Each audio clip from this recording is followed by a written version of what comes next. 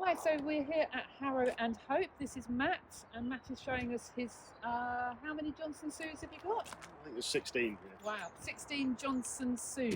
So tell us about your Johnson Sues. Well, I'll go while there's so many.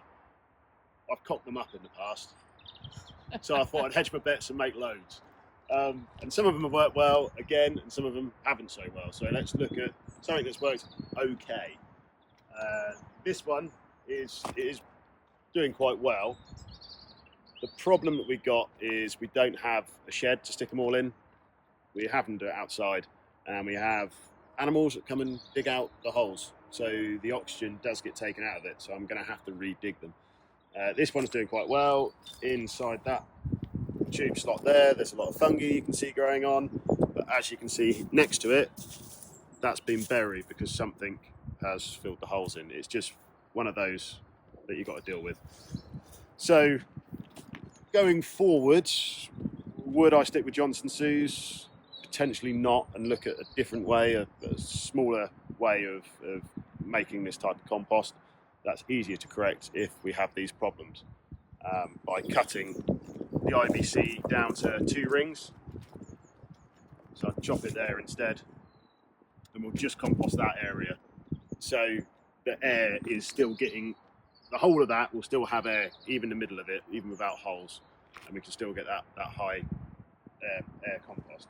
What's the actual theory behind a perfectly functioning Johnson Sue then? The theory is that you've got air going all the way down to the bottom, so you don't get an anaerobic bit at the bottom. Yeah. And you're building microbiological life in the compost. And you're targeting what sort of biology you're aiming for. Gordon's going to really cock this up right now. So what we're aiming for in this one is real fungi, like super fungi dominated. The whole point of Johnson Sue is high fungal dominated compost. We're trying to go even further because of what we're using on our crop is vines that want even more fungi than a vegetable garden or an arable field. So ours is extremely woody, so it probably will take longer to break down, but that's what we're aiming for. You can just tweak your compost blends as to what you want. Okay. What did you start off with in here? What was your feedstock in this? In the feedstock in this, there's a lot of wood chip, straw, there was cow dung, there was some existing compost that we already had.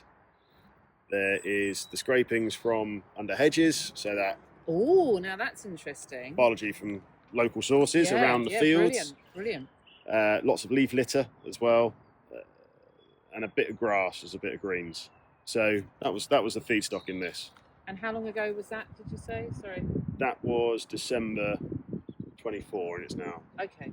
We're now April 25. Okay, so 4 months. 4 months. So okay. They've got a lot more to break down yet. And you use this in the compost teas, which was shown in another video, and you've used different ages of Johnson Sue compost. So in the compost tea video, there is some of this compost, so it's a lot fresher. Yeah. And then there is also some older stuff, some 18-month-old stuff. So. Okay. And you had that analysed? Yes. Okay. Yeah. And they're quite different, though, the 4-month-old and the 18-month-old? They're quite different, yeah. There's just difference in amounts of protozoa, nematodes, things like that. So just hedging my bets and blending it a bit. Yeah, yeah. And all these different methods of adding organic, live organic amendments, does that reduce your synthetic fertiliser usage? We don't use synthetic fertilisers on the site. We haven't since 2018. Wow. We just focus on compost as our main nutrition source for the plants.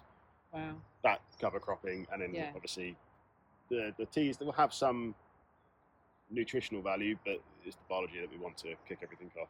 So we can talk about cover crops separately, but that's you select those for specific soil fertility reasons and structure reasons, and then presumably you use some kind of foliars as well. So we do, if the plants look like they need a bump of something, they've got a deficiency in something, we will treat it. We're not going to not. You just have to.